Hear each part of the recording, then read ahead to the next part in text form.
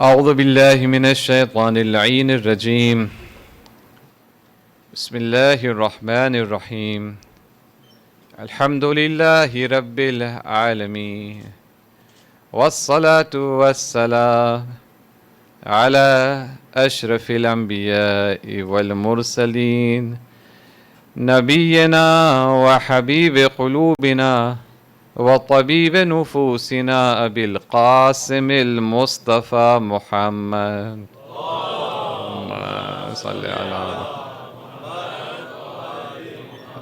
وعلى آل بيته الطيبين الطاهرين المعصومين لا سيما بقية الله في الأرض.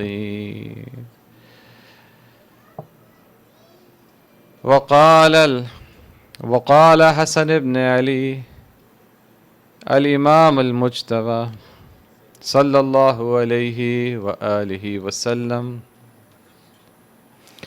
لا يوم كيومك يا أبا عبد الله. Please recite a salawat. Allahumma salli ala.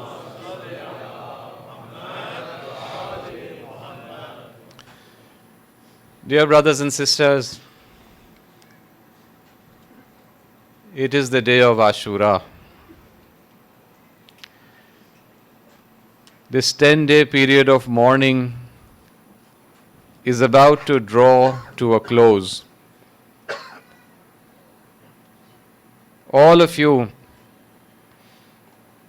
have worked hard during these 10 days, taken the time and the effort to come here, attend these programs, these majalis, changed your daily schedules, rescheduled meetings and tuitions and what have you, so that you can be here with your families, stayed up at night, cut down on your sleep, participated in the matam, contributed your time and money. May Allah subhanahu wa ta'ala reward you for this. I can't thank you enough for your efforts. Of course, I can't thank you at all for your efforts because I am not in a position to thank you. I am one among you in this, one among the servants of Hussein, of the children of Fatima. If there is somebody who can thank you, it is that mother who watches her son get slaughtered on the sands of Karbala. If there is somebody who can thank you, it is that grandfather who used to carry Hussein riding on his shoulders and then has to watch his own ummah drag Hussein down from his horse onto the sands of Karbala. If there is someone who can thank you and express his gratitude, it is the Imam of our age. Ajarakallah, Ya Aba Saleh. Today is an extremely difficult day for our Imam. The center of grieving and azar today. Yes, Karbala is important, Kufa is important, Damascus is important. These are all centers of grieving and azab. But the real center of grief today is wherever our Imam is at this time. His heart is the center of this grieving universe today. And he can thank you. Dear brothers and sisters, this day of Ashura began with a historic azan, with an epoch-making order. O my son Ali Akbar, recite the azan. Ali Akbar, ashbahun nas bin nabi, khulqan wa khalqan wa mantiqan, steps forward and calls out to pray. It is as if Imam Hussein wants to start this day with guidance, offer the enemy yet another opportunity to repent. The day begins with this asan and then it slowly starts to light up.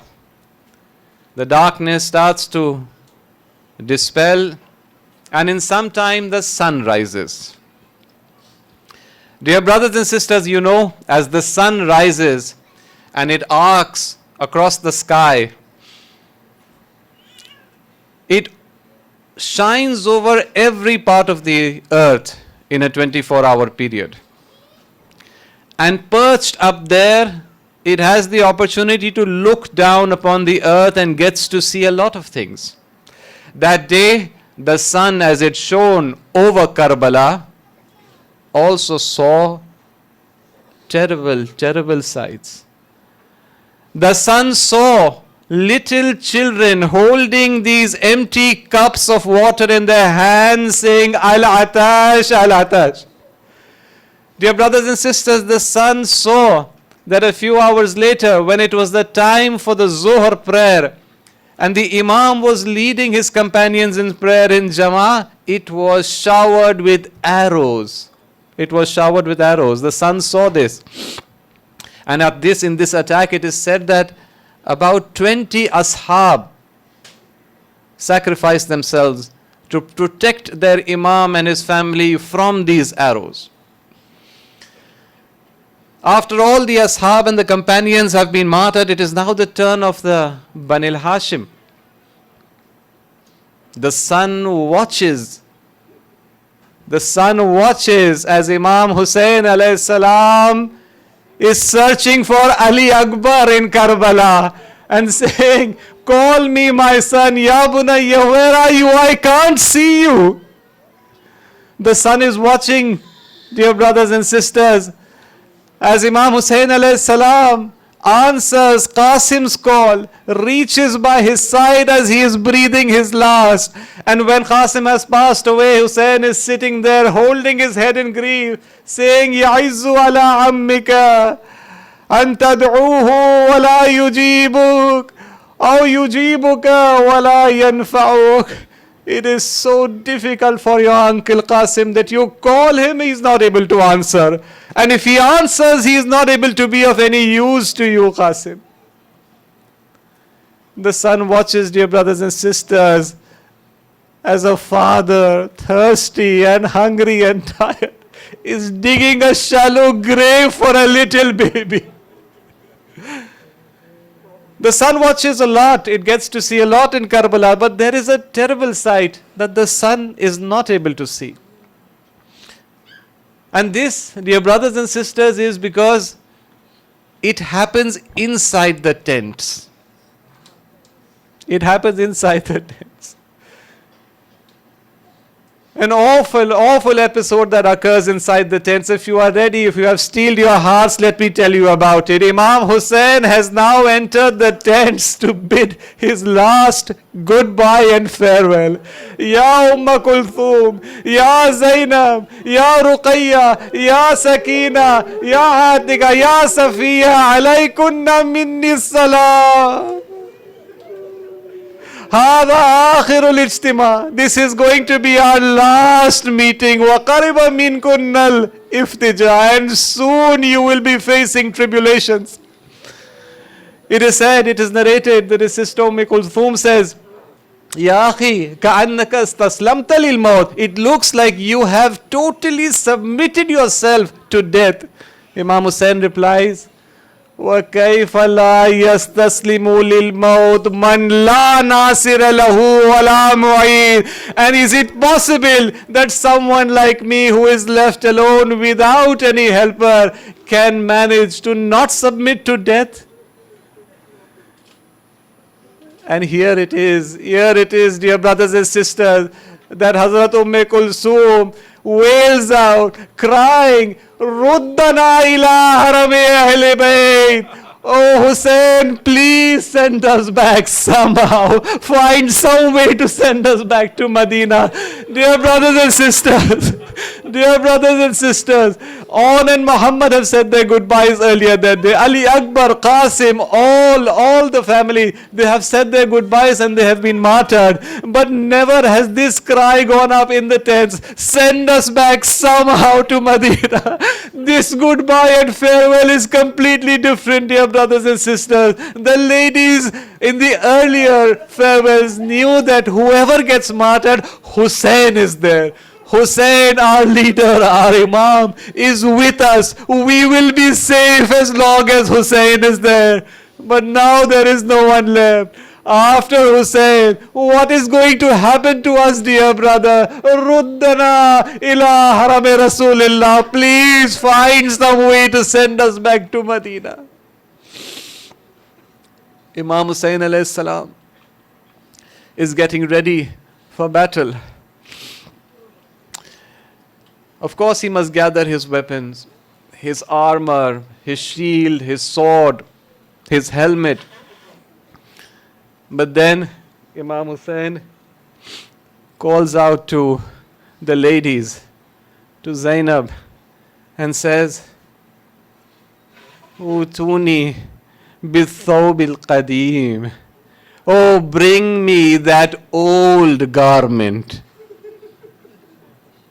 Aj'alahu tahta thiyabi, so that I can wear it under my overgarments. Dear brothers and sisters, what is this? Why is he asking for that old garment?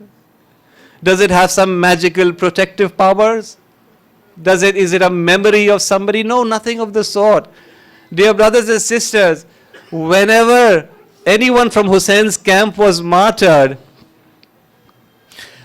the enemy was so debased and so degraded that he would loot this martyr of all his possessions. His sword, his weapons, including the garments that he was wearing. And this is one of the important reasons why they would call out to their Imam, please come and help me. And Imam Hussein and Hazrat Abbas ensured, they would reach in time and they would ensure that this indignity was not suffered by any of the Shuhada. But now there is no warrior left in Hussein's camp. There is no Abbas, there is no Ali Akbar, there is just Hussein. And he wants to wear an old garment so that he can be spared this indignity.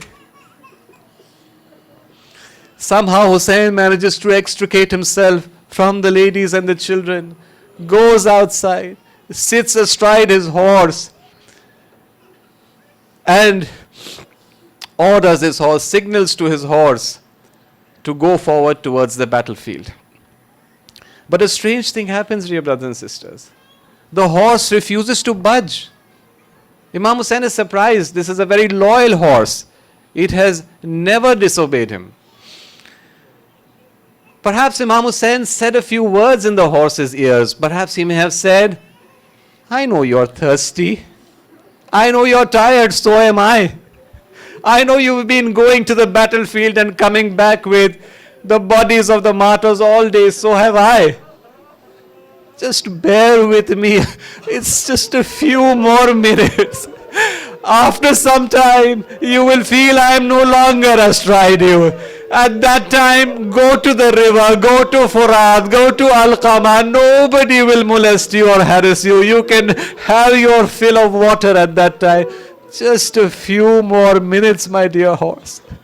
But they say that the horse directed or signaled with his head towards his feet. Imam Hussein looks down and what does he see? A strange sight. There is a little girl. She is holding on to the legs of the horse and saying, oh my father's horse, oh my father, don't take my father to the battlefield. I have seen what happens. Whoever has gone to the battlefield has not returned alive. Hussein calls out to Zainab and they talk Sakina into going back into the tent. And now Hussein heads out to face the enemy, face to face. It is said that one of the first things he says to the enemy when he approaches them is, Ya wailakum, ataqtuluni ala sunnatin baddaltuha. Are you intent on killing me because of a sunnah that I have changed? Or ala shari'atin ghayyartuha? Is there any part of the sharia that I have tried to change? Or ala jurmin fa'altuha? Is there a crime that I have committed? And they answer shamelessly, Inna naqtuluka bughdan li'abik. It's none of these things, Hussein. We want to kill you because of the hatred we have in our hearts for your father. And it is this, at this time, that Imam Hussein brings out his sword. Some say he was fighting with a sword in each hand. When the enemy is not willing to be guided, Imam Hussein will fight, and he will fight with all his might so that he can set an example. He can set an example till the day of judgment. He begins to attack.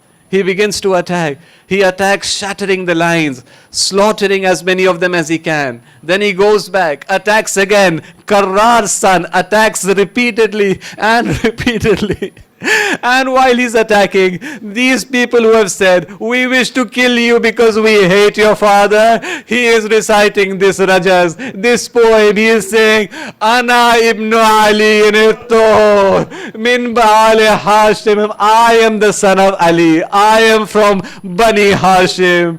Kafani bihada mafkaran hina afkar. And this is enough for me to feel pride and dignity. And then he introduces himself further. Wajaddi Rasulullah akramu man mada. My grandfather is the holy prophet. You call yourselves Muslim. My grandfather is the holy prophet, the most superior man ever to have lived. Wa nahnu sirajullah fil khalqi nazharu. And we are the family of the household. We are God's lamp which has been placed among the humanity, among the people.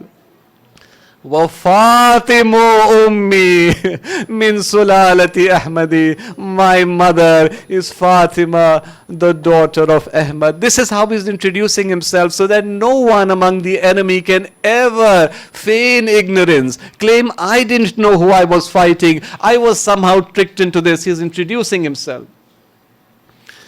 The battle continues, dear brothers and sisters. And sunset is drawing near. Omar ibn Saad gathers his commanders and he shouts at them. He screams at them. He tells them, this is embarrassing. Look what is happening. This is going on and on. He is killing our soldiers and it's dragging on. We must do something to put an end to this. We have other work to do. We have these tents to loot. We have heads to cut off. We have to go and return to the court and claim our reward. And so at that point, the order goes out to the army. No longer are you supposed to attack him one by one, or even as a group from up front. Everyone is now ordered to attack Hussein together from all sides, with everything that they have. So he who has an arrow is shooting an arrow at Hussein. If he has a spear, he is throwing that spear at Hussein. If he has a sword, if he has a mace, he's trying to get close enough to hit Hussein. And if he has none of these, or if he's just too much of a coward to come close and attack, he's looking around for stones and rocks to be able to throw at our Imam. And this attack continues, leads to the inevitable. Imam Hussein alayhi salam in Karbala, falling off his horse onto the hot sand. His body marked by 1,000,000 wounds. After Imam Hussein has fallen onto the floor, it is said that the army was too scared to approach him. They were still wondering, is he alive? Is he alive? He is, after all, Ali's son. He may be wounded, but after all, he is Hussein ibn Ali. At this point, they wanted to check if he is still alive, if he still has any strength in him. And at this point, Omar ibn Saad calls out to the army, ordering them to attack the tents. And my dear Imam, who has no strength to fight anymore, somehow manages to prop himself up on his elbows and addresses this army, telling them that, look, your fight is with me. Look, don't be so debased and degraded. I am still alive. فَكُونُوا أَحْرَارًا فِي دُنْيَاكُمْ. At least be free men in your life. And it is at this point, dear brothers and sisters, that Shimr steps forward. Shimr calls out, this head belongs to me. This reward I will collect alone. Hazrat Zainab steps out of the tent. She is observing the scene. Imam Hussain notices that Zainab is watching, signals to her, go back. Oh my God, no sister should ever have to watch her brother get slaughtered. Shimr steps forward. Shimr jalisun ala sadrihi. Shimr holding the Imam's bloody beard in his hand, drawing his dagger. Wow, Husaina! Wow, Musibata! Wow, Aliyah! سيعلم الذين ظلموا أي منقلب ينقلبون